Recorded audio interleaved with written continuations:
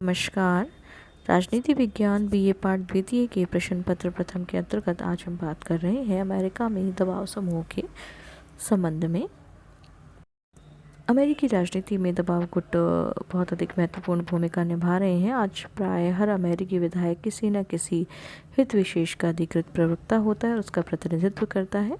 दबाव समूह के द्वारा विधानमंडल को प्रभावित करने का संभव प्रयत्न किया जाता है। दबाव समूह स्वयं विधानमंडल के पीछे विधानमंडल का रूप धारण कर चुके हैं। हरमन फाइनर ने इन दबाव समूहों को अज्ञात साम्राज्य की संज्ञा भी दी है। अमेरिका में हजारों की संख्या में हित समूह कार्यरत हैं तथा अपने भौतिक लक्ष्यों की उपलब्धि के लिए सक्रिय रहते हैं तथा जब वे सार्वजनिक सत्ता को प्रभावित करना प्रारंभ करते हैं तो वे दबाव समूह का मूर्त रूप धारण कर लेते हैं। संयुक्त राज्य अमेरिका में दबाव समूह के विकास के लिए प्रधान रूप से देश का विशाल आकार, राजनीतिक दलों का अस्पष्ट कार्यक्रम एवं संसदीय शासन व्यवस्था का अभाव उत्तरदायी है। इसके अतिरिक्त शक्ति पृथक्करण के सिद्धांत पर आधारित अध्यक्षात्मक व्यवस्था के अंतर्गत विधि निर्माण का दायित्व कार्यपालिका राष्ट्रपति के हाथों में न होकर कांग्रेस जनों के हाथों में केंद्रित है। फलस्वरूप संयुक्त राज्य अमेरिका में ऐसी परिस्थितियां उत्पन्न हो गई हैं कि समान व्यवसाय या उद्योगों से संबंधित व्यक्ति अपने हितों की रक्षार्थ एवं समूह में संगठित होने लगे और अपने स्वार्थों के अनुकूल विधियों के निर्माण, विरोधी विधियों के निर्माण को रोकने तथा विधेयकों को प्रभावित करने के प्रयत्न करने लगे। ऐसी ही परिस्थिति में 1823 में संयुक्त राज्य अमेरिका में पॉर्क बैरल विधान का विकास हुआ था। इस संयुक्त राज्य अमेरिका में जब किसी विशेष समूह या क्षेत्र को राजनीतिक उद्देश्य के लिए शासकीय अनुदान या धन प्रदान किया जाता है तो संबंधित विधेयक को विरोधियों द्वारा पॉर्क बैरल विधेयक की संज्ञा दी जाती थी। सन 1923 ईस्वी में नदियों एवं बंदरगाहों के लिए धनराशि स्वीकृत करने वाला ऐसा प्रथम विधेयक पारित किया गया था। उस समय की तुलना में दबाव या हित समूह की संख्या में असाधारण रूप से वृद्धि हुई है और अब तो संयुक्त राज्य अमेरिका में दबाव गुटों को सार्वजनिक मान्यता भी प्राप्त हो गई है। अमेरिका में हित समूहों की संख्या हजारों में है, इसलिए उनके वर्गीकरण का कोई निश्चित आधार नहीं हो सकता। फिर भी विभिन्न दबाव गुट को व्यापारिक समूह, विशिष्ट व्यावसायिक समूह, किसान संघ, मजदूर संघ, धार्मिक समूह, सार्वजनिक सेवा संबंधित समूह, सामरिक हित के समूह में विभाजित किया जा सकता है। इसमें व्यापारिक समूह के अंतर्गत अमेरिका में आर्थिक हित समूह की संख्या सबसे अधिक प्रमुख है। प्रमुख आर्थिक समूह में है the chamber of commerce, the national association of manufacturers, the congress of industrial organization, national federation of business, rail यातायात, खान कर्मचारी संघ आदि। इन व्यावसायिक समूहों के दो प्रकार के समूह होते हैं। वे जो संपूर्ण व्यवसाय का प्रतिनिधित्व करते हैं, उसके हित की दृष्टि से कार्य करते हैं। दूसरा जो कुछ विशिष्ट उद्योगों के हितों के लिए ही कार्य करते हैं। दूसरा विशिष्ट व्यावसायिक समूह, ऐसे में वे हित समूह आते हैं जो किसी खास व्यवसाय या हित का प्रतिनिधित्व करते हैं, जैसे American bankers association, the American medical association आदि। ये पेशेवर गुट संपूर्ण व्यवसाय की ओर से बोलते और प्रयास करते हैं कि सरकारी व्यय कम हो और सरकार अनियंत्रित प्रतियोगिता के विरुद्ध व्यवसाय की रक्षा करे। तीसरा किसान संघ, किसान से कृषि से संबंधित भी दो प्रकार के संघ यहाँ हैं। एक तो संपूर्ण उद्योग के हितों का संरक्षण प्रतिनिधित्व करते हैं, जैसे the American farm bureau federation, the national farmers union, और दूसरा वे होते हैं जो कृषि के विशिष्ट उत्पादन वस्तुओं से संबंधित होते हैं, जैसे अमेरिकन सोयाबीन संघ, इस प्रकार के समूह। चौथा है मजदूर संघ, जैसे the American federation of labour, congress of industrial organization. दोनों ही श्रमिक संघ फेडरेशन है तथा शांतिपूर्ण तरीकों से श्रमिक संघों की मांगों को जनता तथा सरकार के सम्मुख रखते हैं। पांचवा धार्मिक समूह, धार्मिक संघों के द्वारा भी संयुक्त राज्य अमेरिका में अपने विचारों के प्रसार प्रचार तथा हितों की रक्षा दबाव समूह का निर्माण किया गया है। धार्मिक समुदाय संबंधित विभिन्न हित समूह जो कभी कभी ही सार्वजनिक मामलों में रुचि रहते हैं, जैसे federal council of churches of Christ in America and the national Catholic welfare आदि। सार्वजनिक सेवा से संबंधित समूह ऐसे समूह भी हैं जो कतिपय आदर्शों और मूल्यों के लिए संघर्षरत रहते हैं। सार्वजनिक सेवा और सुधार कार्य आदि में संलग्न कुछ प्रमुख समूह इस तरह हैं, जैसे जॉन बेट society, federation of the blinds, national abortion rights action league, league of human voters आदि।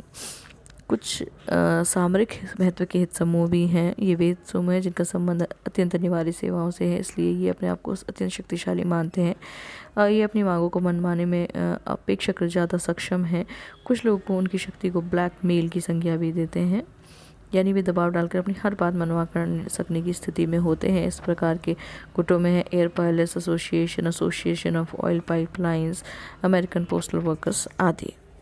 अमेरिका में दबाव समूह कई तरीकों से राजनीतिक प्रक्रिया में भाग लेते हैं। वे राजनीतिक दलों के राष्ट्रीय सम्मेलनों में अपने प्रतिनिधि भेजते हैं। वे चुनावों में सक्रिय रूप से अपने समर्थकों की सहायता करते हैं और उन्हें विजयी बनवाते हैं। जब कांग्रेस व्यवस्थापन का कार्य करती है तो दबाव समूह सदस्यों को प्रभावित करते हैं। कांग्रेस की समितियों के समक्ष अपने हितों की जोरदार वकालत करते हैं। सामाजिक और रस्मी अवसरों पर दबाव समूह कांग्रेस के सदस्यों को आमंत्रित कर अपने हितों से उन्हें अवगत कराते हैं। प्रशासकों को भी प्रभावित करने का प्रयास दबाव समूह करते हैं। दबाव समूह इस सिद्धांत पर कार्य करते हैं कि व्यवस्थापन पर अधिक सुगम और प्रभावकारी नियंत्रण अपने पक्ष में के विधायकों के मनोनयन और निर्वाचन को सुरक्षित करके अधिक अच्छी तरह डाला जा सकता है।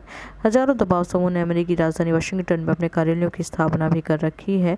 उनके द्वारा अपने हितों के संवर्धन के लिए प्रचारक और अभिकर्ताओं को नियुक्त किया जाता है। वे भी विधि निर्माण, प्रशासकीय संगठन, कार्य पद्धतियों की बारीकियों से अधिक भली भांति परिचित भी होते हैं। परिस्थितियां हैं जिन्होंने इनके विकास में योगदान दिया, जैसे शिथिल दलीय संगठन का होना, विचार व्यक्ति स्वतंत्रता का होना, स्वतंत्र विधि निर्माण की प्रक्रिया यानी सभी के लिए विधि निर्माण प्रक्रिया को प्रभावित करने के अवसर होना, शासन का व्यापक कार्य क्षेत्र।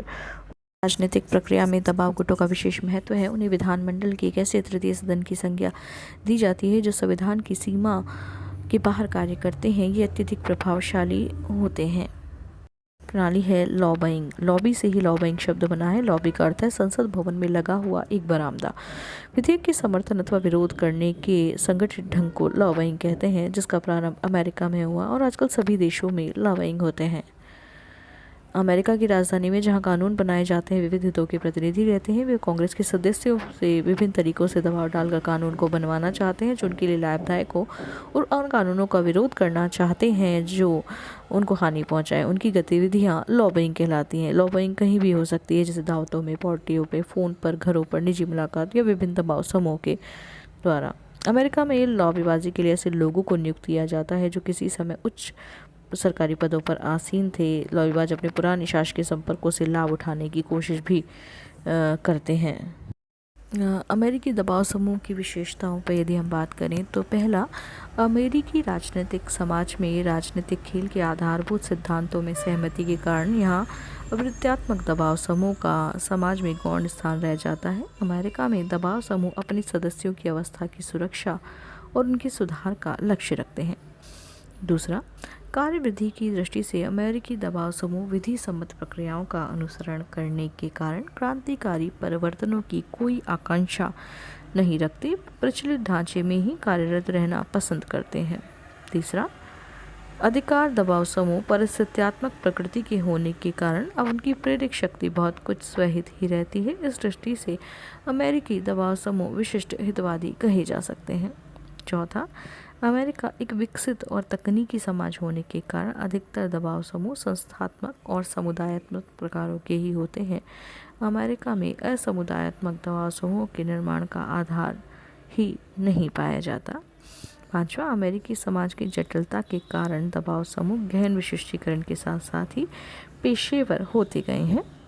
छठा, अमेरिकी दबाव समूहों के बीच नाजुक अंतर्निर्भरता के साथ साथ ही सभी समूहों का सहयोगी प्रयत्न और उनके आधारभूत संयम रहता है।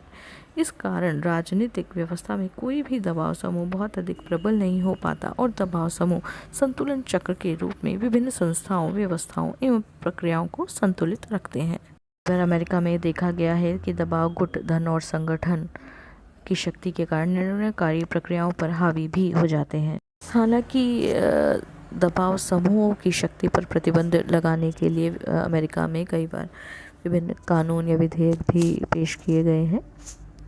वस्तुतः ये जो भी अधिनियम हैं, ये लॉबीबाजी या दबाव समूह पर प्रतिबंध नहीं लगाते, ये केवल उनकी गतिविधियों को नियमित और नियंत्रित करना चाहते हैं। यथार्थ में कोई भी जनतांत्रिक सरकार इन गुटों पर प्रतिबंध लगा ही नहीं सकती, क्योंकि वे लोकतांत्रिक व्यवस्था के अपरिहार्य अंग हैं। व्यवहार में व्यापक राजनीतिक भागीदारी को प्रोत्साहन करके प्रभावक गुट प्रतिनियुक्त सरकार की उदारवादी जनतंत्रीय संकल्पना का विस्तार ही करते हैं। धन्यवाद।